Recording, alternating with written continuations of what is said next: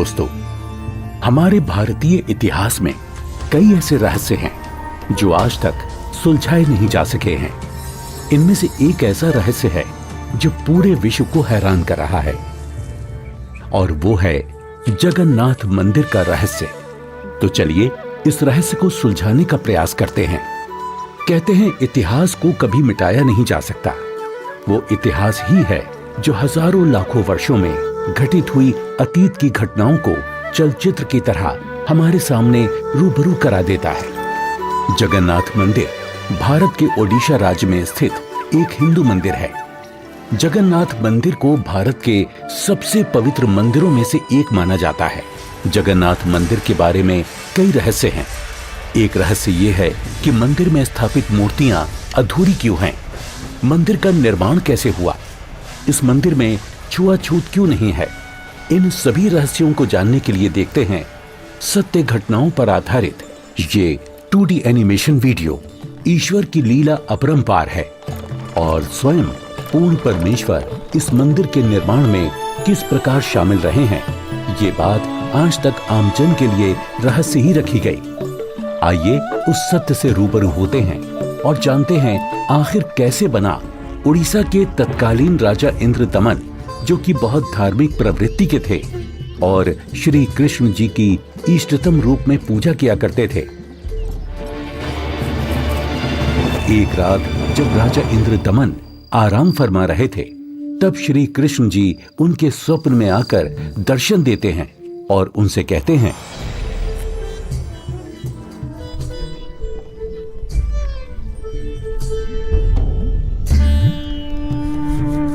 इंद्रदमन। हे प्रभु, आप? हे इंद्रदमन, मेरी मृत्यु के उपरांत जिस संदूक में मेरी अस्थियां विसर्जित की गई थी, वो काष्ठ का संदूक पानी में बहता हुआ तेरे राज्य में पुरी में समुद्र किनारे आ लगा है।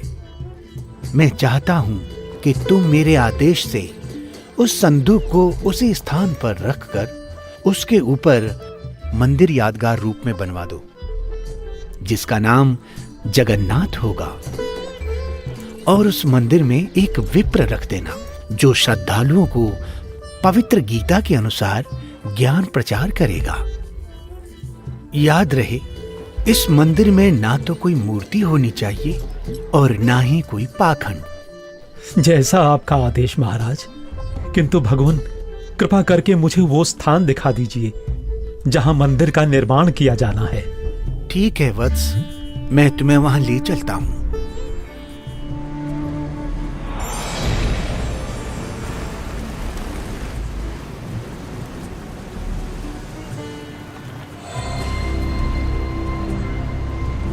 इंद्रदमन, यही वह स्थान है जहां तुम्हें हमारा मंदिर बनाना है।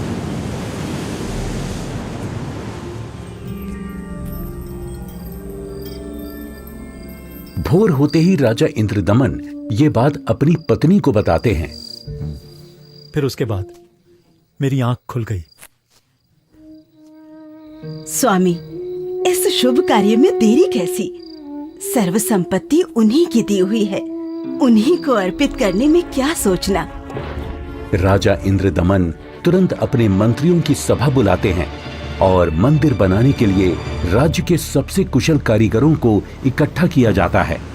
जिसके बाद सभी पुरी नामक स्थान पर पहुंच जाते हैं जहां वो संदूक तैर रहा था। उसे निकलवाकर जमीन खोदकर संदूक दबा देते हैं।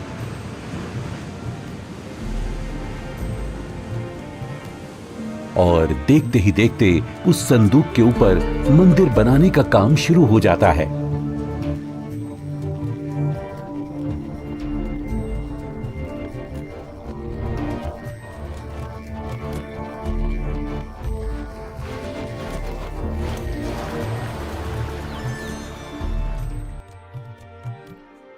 महाराज की जय हो। प्रभु श्री कृष्ण जी की दया से मंदिर बनकर तैयार है महाराज। राजन, बहुत सुंदर मंदिर बनकर तैयार हुआ है। सब श्री कृष्ण जी की कृपा। पीछे हट जाओ, पीछे हट जाओ सभी, चलो, समुद्री तूफान आ रहा है, समुद्री लहरें इतनी ऊपर उठकर हमारी तरफ आ रही हैं। लहरें बहुत तेज हैं। भागो भागो, तूफान आ गया। राजन, ये लहरें तो बहुत ऊंची हैं। हमें अतिशीघ्र यहाँ से निकलना होगा।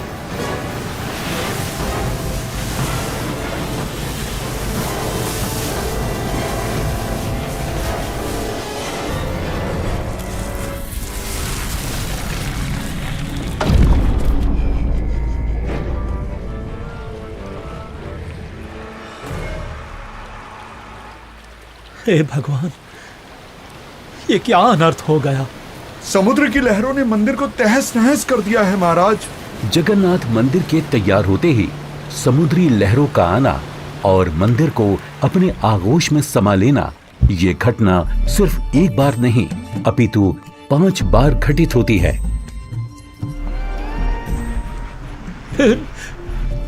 नहीं नहीं, ये नहीं हो सकता। अपने आप को संभालें राजन, हौसला रखें। न जाने समुद्र मुझसे कौन से जन्म का बदला ले रहा है। मैं क्या करूं, कुछ समझ नहीं आ रहा है। राजकोष भी खाली हो चुका है। अब और मंदिर बनवाने का मेरा सामर्थ्य ही नहीं बचा। हे भगवान, यह तुच्छ जीव आपके आदेश का पालन अब नहीं कर पाएगा। मुझे माफ कर देना भगवान, माफ कर देना। राजा के 100 यत्न करने के बावजूद मंदिर नहीं बन रहा था। तब काल ब्रह्म से हुए वचन के मुताबिक सर्व सृष्टि के रचनाहार, सभी आत्माओं के जनक, दुखहर्ता कबीर प्रभु अपने निज धाम सतलोक से आकर वहां प्रकट होते हैं और एक संत रूप में राजा के दरबार में पहुंच जाते हैं।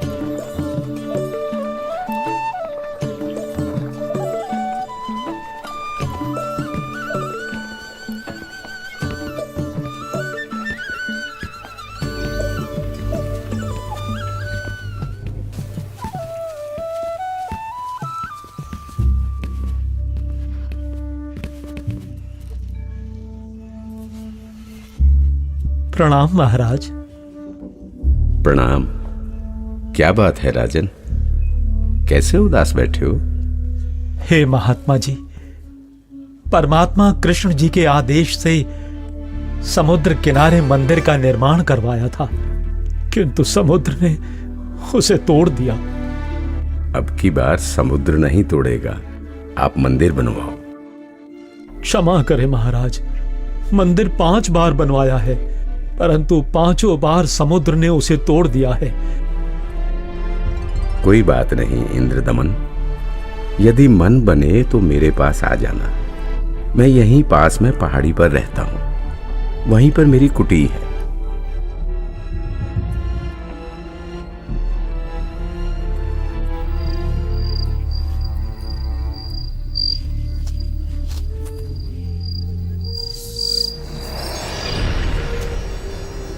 इंद्रदमन, एक बार फिर मंदिर बनवा दे।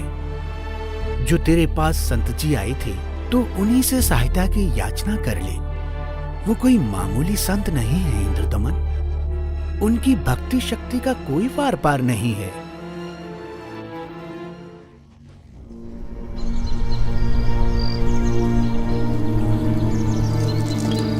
क्या हुआ महाराज?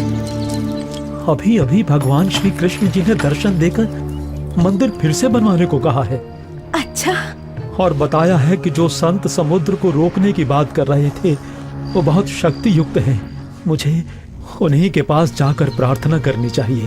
प्रभु कह रहे हैं तो आप मत चूको महाराज, प्रभु का मंदिर फिर बनवा दो। बनवाना तो मैं भी चाहता हूँ, किंतु अब तो राजकोष भी खाली हो चुका है। इस वक्त मैं धर्म संकट में फंस चुका हूँ। यदि मंदिर नहीं बनवाऊंगा तो प्रभु अप्रसन्न हो जाएंगे और मंदिर बनवाने के लिए धन भी शेष नहीं रहा। स्वामी, आप चिंतित ना हो।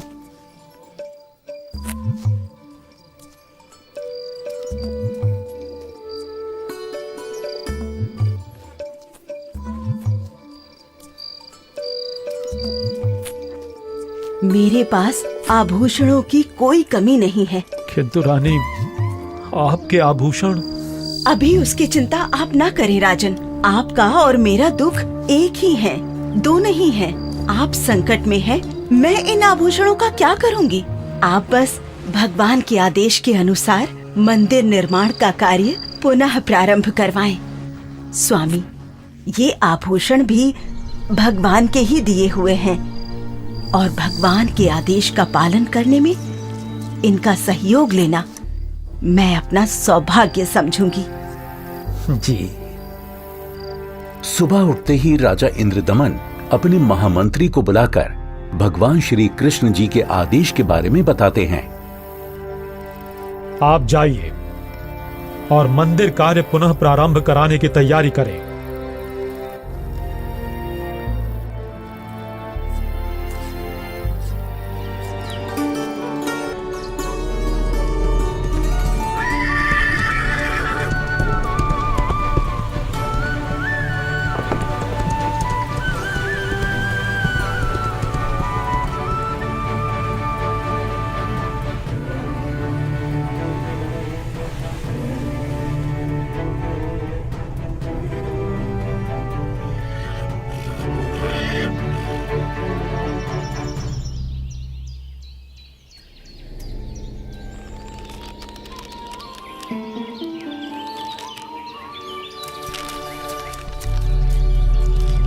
प्रणाम ऋषि जी।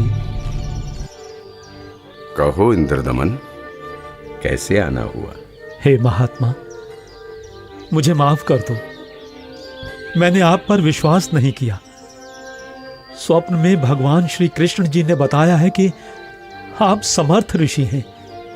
मुझ दीन पर कृपा करो। राजन, जिस ओर से समुद्र हर बार आकर मंदिर को बहा ले जाता है, आप उस ओर एक छोटा सा चबूतरा बनवा दें, जिस पर बैठकर मैं परमात्मा की भक्ति करूंगा।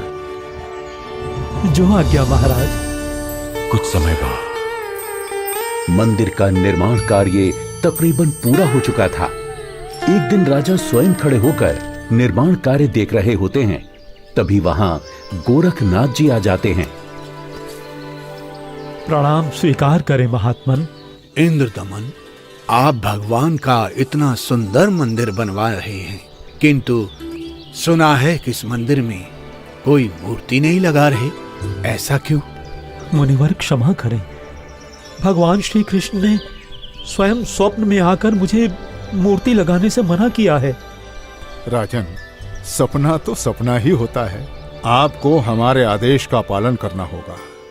मंदिर में भगवान कृष्ण की मूर्ति की स्थापना की जाए। हे महात्मन, जैसा आपका आदेश। हाँ, और याद रहे, मूर्ति चंदन की लकड़ी से बनाई जाए।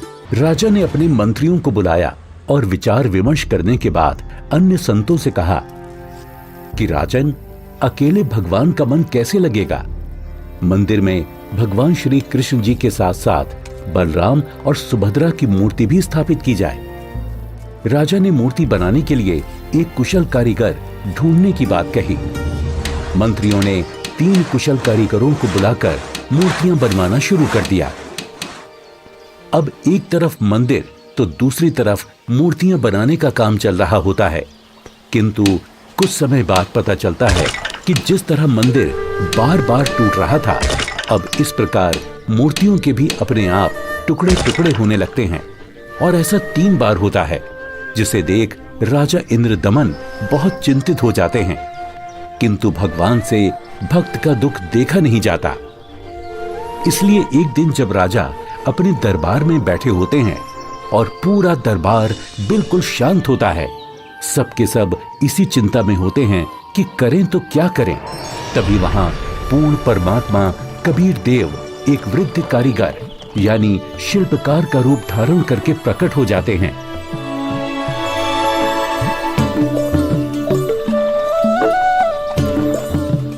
राजा से कहो कि मैं एक शिल्पकार हूँ और मूर्ति बनाना बड़े अच्छे से जानता हूँ।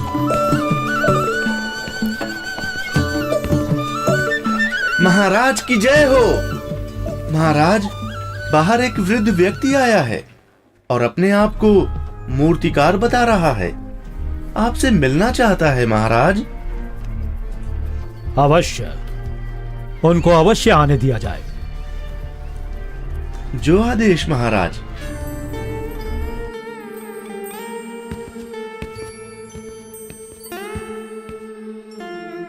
ये कारीगर तो बड़ा अनुभवी लगता है। अवश्य भगवान की ही कोई लीला है। हे राजन, मैंने सुना है कि प्रभु के मंदिर के लिए मूर्तियां पूर्ण रूप से बन नहीं पा रही हैं। जी, आपने बिल्कुल सही सुना है।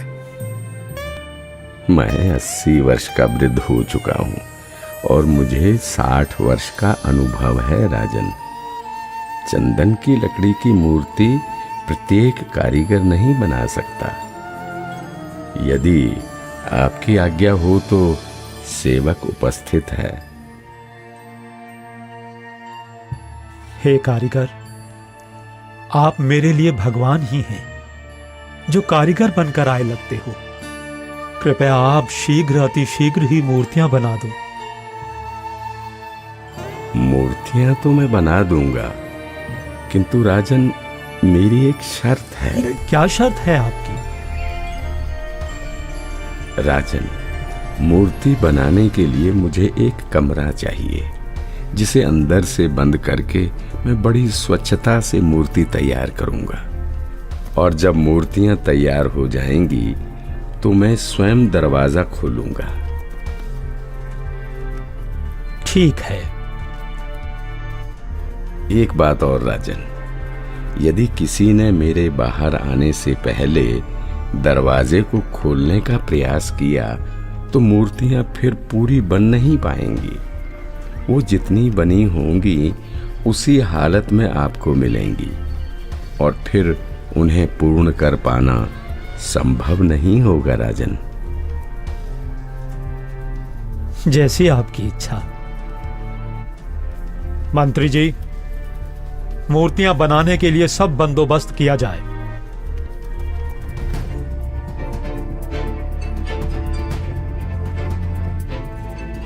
प्रणाम महात्मा जी। इंद्रदमन, मूर्तियां बनवाई क्या?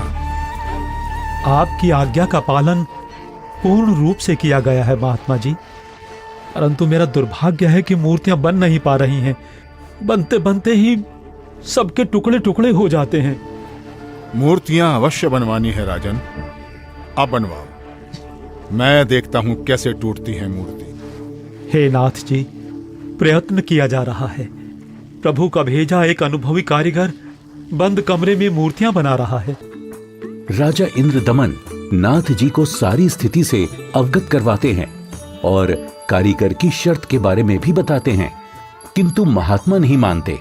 वो मूर्तियां देखने की जिद करने लगते हैं और राजा के मना करने के बावजूद भी उस कमरे के सामने पहुंच जाते हैं जहां मूर्ति बनाने का काम चल रहा होता है।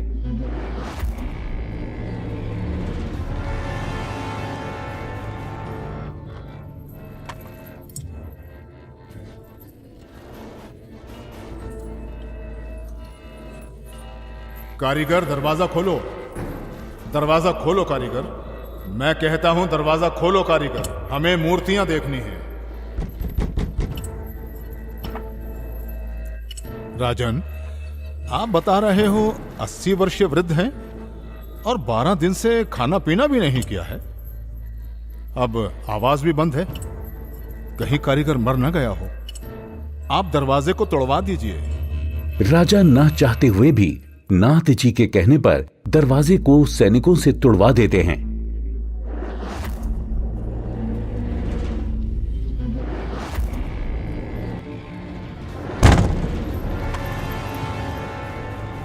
दरवाजा खुलने पर अंदर कोई कारीगर नहीं मिलता। वहां श्री कृष्ण, बलराम और सुभद्रा जी की 3 मूर्तियां रखी होती हैं, परंतु उन मूर्तियों के हाथ और पैर के पंजे नहीं बन पाए थे। ये देखकर सभी चौंक जाते हैं। हे भगवान, वो बुजुर्ग कारीगर तो यहां है ही नहीं। इसका मतलब वो कोई साधारण व्यक्ति नहीं थे, बल्कि स्वयं भगवान ही थे। मंदिर का निर्माण पूरा हो चुका है। अब इन्हीं मूर्तियों को भगवान की इच्छा समझकर मंदिर में स्थापित करवा दो राजन। हो सकता है प्रभु को यही स्वीकार हो। लगता है श्री कृष्ण ही स्वयं मूर्तियां बनाकर गए हैं। मंदिर का निर्माण कार्य संपन्न हो चुका था। अब बारी थी तो मूर्तियों में प्राण प्रतिष्ठा की, जिसके लिए राजा, रानी, मंत्री, महामंत्री और काफी संख्या में पंडित ब्राह्मण मंदिर के सामने पहुंच जाते हैं।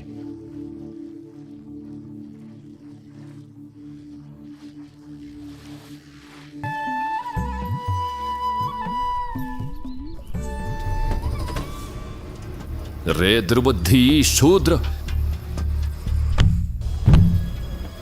अपवित्र!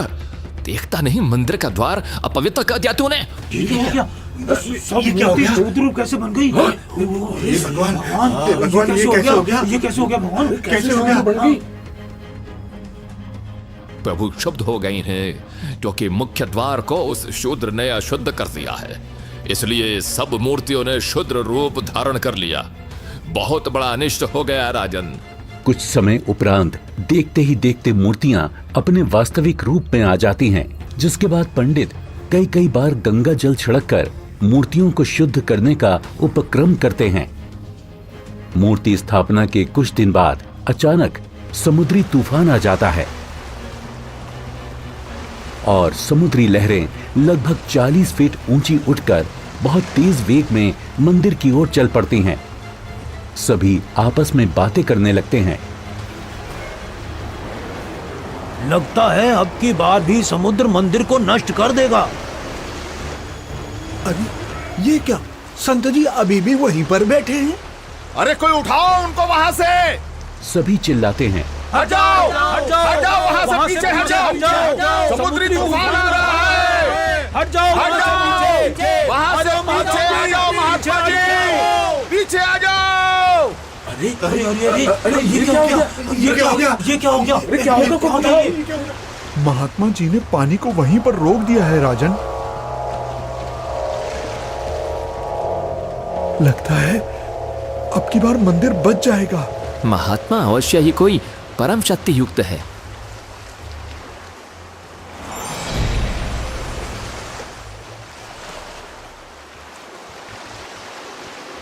हे भगवान, मुझे रास्ता देने की कृपा करें। मैं मंदिर तोड़ने जाऊंगा। वत्स, ये मंदिर नहीं है। यहाँ पाखंड पूजा नहीं होगी, बल्कि गीता का ज्ञान सुनाया जाएगा। ये तो आश्रम है। आप जैसे बलवान को शोभा नहीं देता कि इसको विध्वंस करें। लेकिन मैं इसे अवश्य तोड़ूंगा, चाहे कुछ भी हो। अगर ऐसा है तो जाइए समुद्रदेव, तोड़िए।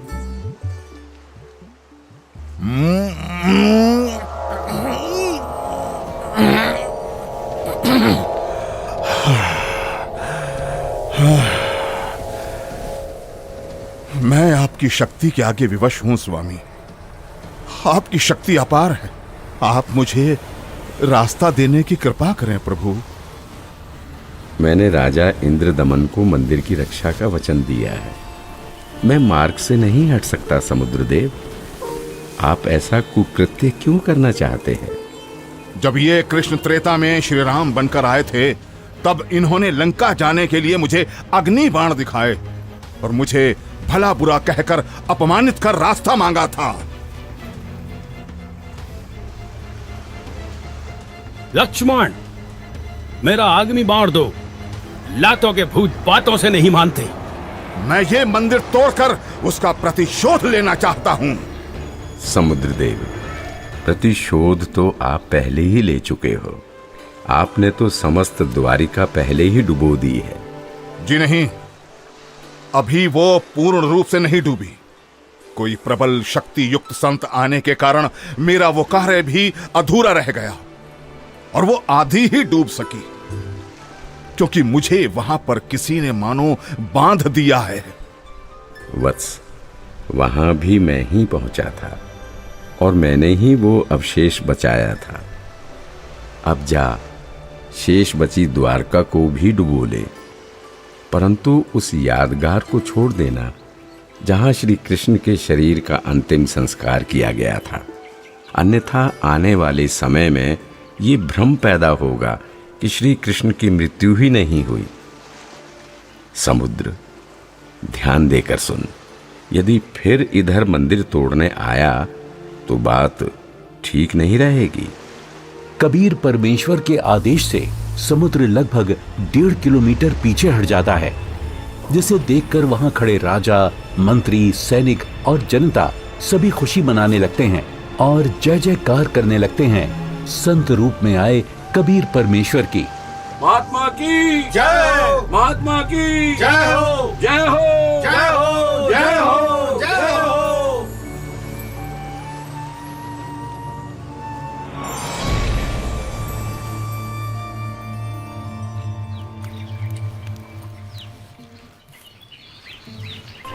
पंडित जी, सब कुछ करके देख लिया।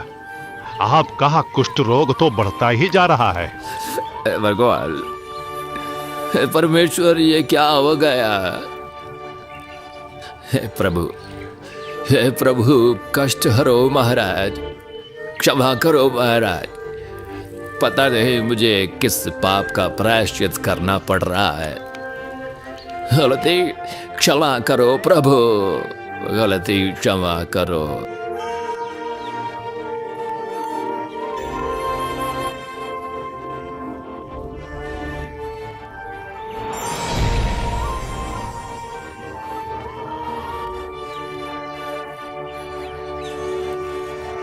हे भक्त, तूने मुख्य द्वार पर खड़े एक संत को नीच जाति का समझकर धक्का दिया है। क्षमा करो महाराज, आगे से ऐसी भूल कभी नहीं होगी। आपका कष्ट निवारण मैं नहीं कर सकता। ये तो उन्हीं के पास जाकर क्षमा मांगने से और उनके पैर धोकर उस चरणामृत के पान से ही होगा।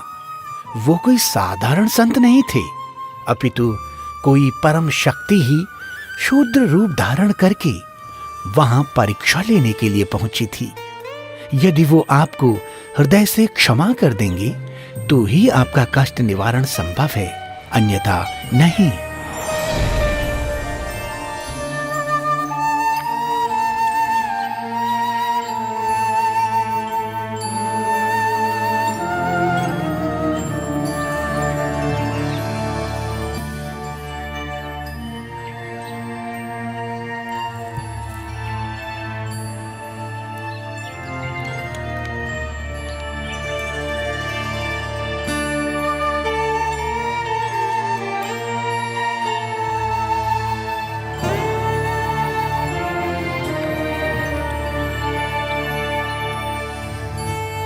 सुना है कि पंडित जी ने प्राण प्रतिष्ठा वाले दिन जिसको धक्के मारकर मंदिर से बाहर गिराया था, भगवान श्री कृष्ण ने दर्शन देकर उन्हीं से माफी मांगने को कहा है। अच्छा? हाँ, मुनि की खोज सभी कर रहे हैं ताकि पंडित जी का कोढ़ का रोग ठीक हो सके। आसपास के पूरे क्षेत्र में घूमने के बाद भी जब परमेश्वर का वो शुद्र रूप कहीं दिखाई नहीं दिया, तब वापस मंदिर जाते समय पंडित जी मन ही मन भगवान से प्रार्थना करते हैं, प्रभु, प्रभु,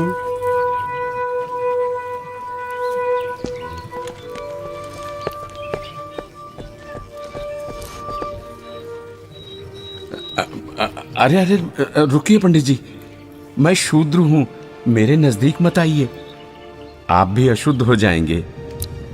आप ऐसा न बोले, मैं बहुत शर्मिंदा हूं भगवान। परवरदिगार, मेरा दोष क्षमा कीजिए, मुझ पर दया कीजिए करुणानिधि। क्या बात है पंडित जी, आप क्यों विलाप कर रहे हैं? महाराज, उस दिन मुझसे बहुत बड़ी भूल हो गई, मुझे क्षमा कर दीजिए प्रभु। ये नीच प्राणी प्रायश्चित करना चाहता है, अपने चरणों का जल देने की कृपा करें जिससे मेरा कोढ़ ठीक हो सके प्रभु।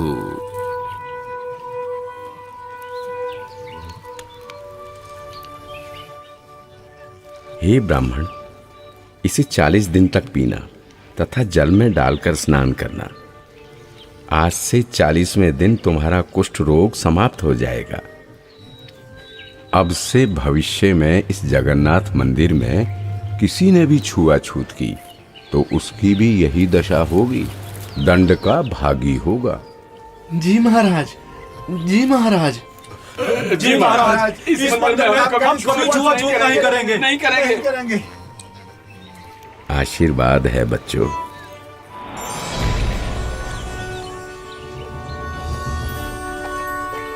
कहते हैं जगत का पेख ना पेख्या, धनी का नाम ना लेखिया।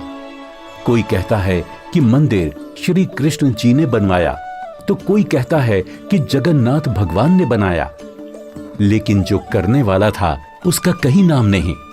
खैर, वो परमात्मा अपने आप में ही पूर्ण है, वो किसी महिमा का मोहताज नहीं।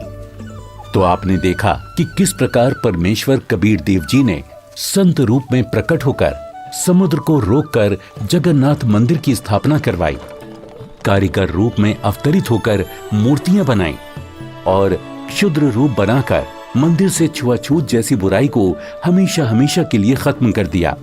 समर्थ का कार्य समर्थ ही कर सकता है। तो ये थी कहानी पुरी के जगन्नाथ मंदिर की, जिसे कबीर प्रभु ने बनवाया और हर वर्ग हर जाति के लोगों को समान अधिकार दिलवाया। जगन्नाथ मंदिर की सत्य कहानी का रहस्य संत रामपाल जी महाराज जी के मंगल प्रवचनों से लिया गया है। हम सभी संत रामपाल जी महाराज का कोटि कोटि धन्यवाद करते हैं, जिन्होंने हमारे शास्त्रों में छुपे गूढ़ रहस्यों को उजागर कर हमें सत्य से रूबरू कराया। आज वर्तमान में केवल संत रामपाल जी महाराज ही तत्वदर्शी संत हैं, जो भक्ति और भगवान के बारे में वास्तविक जानकारी दे रहे हैं। संपूर्ण आध्यात्मिक ज्ञान प्राप्त करने के लिए अवश्य सुने जगत गुरु तत्वदर्शी संत रामपाल जी महाराज के मंगल प्रवचन और अभी डाउनलोड करें संत रामपाल जी महाराज एप्लीकेशन।